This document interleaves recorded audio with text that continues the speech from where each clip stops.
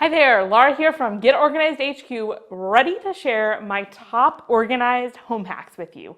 Now, before we get to the hacks, we first have to decide what type of home we want. And like I mentioned, I think we all want an organized home, and really my goal with my home is to create an environment that is not stressful, that is peaceful, and that is a haven for myself, my family, and anyone who enters. And in order to achieve that, we first have to cover what it looks like to be organized. And if you look out there on social media or you watch a whole bunch of YouTube videos, you're gonna find so many definitions of what being organized means to people. And I believe that all of those are valid. It can look so many different ways, but when you boil it down, there are really only two components that you need to have an organized space or home. And these are those components. Number one, every item needs to have a home, and the people who use that item needs to know where that home is. You need to know where it goes. You need to be able to find it. That's number one. Number two, it needs to make you smile. You need to like it. Whoever's using it needs to think that it looks pretty. It does not need to look like exactly like somebody else's. It does not need to look like what you see on Pinterest or Instagram. Now, if you love that style of organizing and that's what you want, that is wonderful and fantastic, and I can totally show you how to do that. But if you are really happy with just setting things on a shelf without all of these fancy containers and bins, and you know where they are and you like it, that is wonderful too. So that's all that you need in order to have an organized home. Now, before we dive into these home hacks, I want to make sure that you know we have an entire playlist. I got a whole bunch of my organizing friends together to share more home hacks with you, so I know you're going to want to check that out.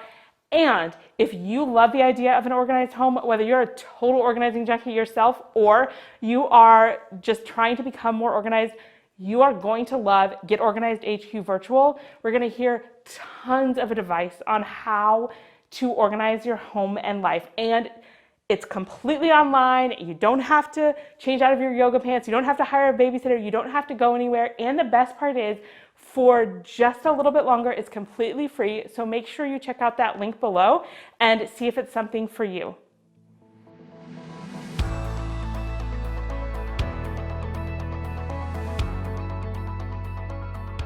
My first organized home hack is to have an inbox. Now, you're probably thinking, yeah, I've heard that before. Shouldn't we all have an inbox? Like maybe you have an inbox in your email, you might have one for your papers, but I mean have an inbox everywhere. Like almost every room in your house and certainly every storage space needs an inbox. So I have one in my laundry room, in my closet, in my kids' closets, certainly in my craft room, my office. And this inbox isn't just for mail or papers. It is for the stuff that comes into my house before I have time to put it away. Because one of the biggest clutter culprits, even if you have a fairly decluttered house, is the new stuff that comes in. Papers, you go buy some new makeup at the store, you buy a new shirt and you're not sure if you're gonna keep it. All those things that come in, that's what creates clutter. And then when you don't really take the time to decide where it goes and just kind of throw it somewhere, clutter piles up. So instead, give it that designated spot, give it that inbox, and go through that inbox either once a week, once a month if it doesn't get a lot of stuff added to it, or just say every time it starts to get full, I'm gonna go through that and thoughtfully put items away. And anytime I know I bought something and I don't know where it is, I go check that inbox and it's usually there. Organized home hack number two, if you have an inbox, you should probably have an outbox. So that's when you have decided that something no longer should be taking up space in your home. You want it to be really convenient to put it in that outbox so you can give it a place to go. Because what doesn't usually work well, I'm sure you've all heard that decluttering is one of the first steps in having an organized home, and I think that's very true, but you have to make it really easy. So if you look at a shirt, for example, and you're like, yeah, I probably need to let that go, but then you have to go somewhere to go ahead and get rid of it. Like maybe you have to go all the way to the trunk of your car to put it in your Goodwill box, or worse, you don't have one at all, so you're gonna have to wait until you gather up all your stuff that you're gonna take to donate.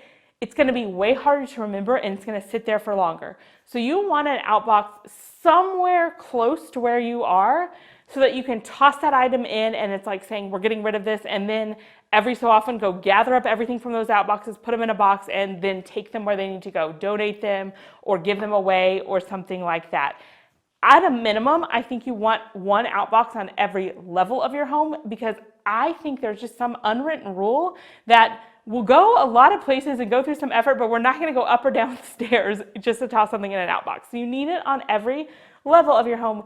Beyond that, just what works for you. For example, I have one in my closet and both of my kids' closets because, wow, kids grow fast, and so they'll often outgrow something, or I'll notice if they have a big hole in something. So I want just somewhere to toss it right there in their closet as soon as I know we don't need it. And then I have a place in our bedroom. It is actually an entire large dresser drawer, which I know sounds strange, but that's what works for us, and it's pretty big. So that's like gets any item from the top level of our home that we don't need. I just toss it in that drawer. It is so quick and easy, and I cannot tell you how many more things I have decluttered because I made it so easy for myself. Organized home hack number 3 is whenever you acquire more organizing bins, you want them to match throughout your entire home. So most of the time, if you're going to organize a space, like maybe you're going to organize the shelf behind me, you know you would probably want a lot of matching bins for that project. But what I'm saying is go beyond just that project. So you organize this shelf with these bins. When you go to organize your next shelf or your next closet, use the same type of bins. And what this does for you is, first of all, it makes your entire home a little bit more cohesive, but it allows you to reorganize or move things around much, much easier. So if I wanted to take, one of these bins and put it in another place in my home that uses those bins, it would be a lot easier to do that. And if you ever move or remodel or rearrange, it's going to be way easier because you have fewer types of bins. It gets really challenging if you have like 50 different types of bins, and in one place they're mint green, and in one place they're bright purple, and then they're blue. It just gets really challenging. So even in my kids' rooms where they have kind of really themed, colorful rooms, I still make their bins the same white or gray that I have everywhere else. Now, for a bonus hack, especially if you've tried a lot of these ideas that you've been hearing and it's still not working, if you're trying to create an organized system for your family, instead of starting from scratch and thinking like, what is the ideal system I can implement? Look at what habits you've already created and what people are already doing, and then try to fit the system into that. So for example, like say you have a spot on your kitchen island where everyone just tosses papers and junk and whatever.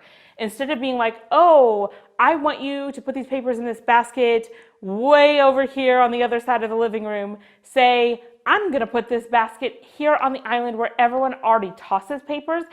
And while it may not be perfect, it will probably actually get done because you've made it easy and you're working with the habits that your family already has. Now, once you have done that, you can then think about whether or not you want to move that, or if you can just live with it, like maybe the basket's not your favorite thing, but it's way better than having papers scattered everywhere. You can consider that, but try to work with what's already happening.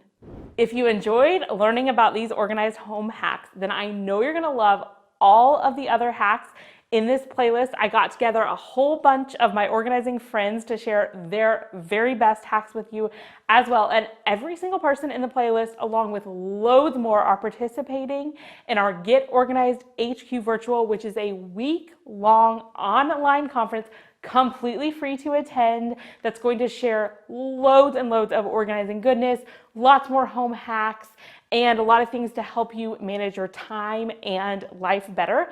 So be sure you click the link down below and get your free ticket while you still can.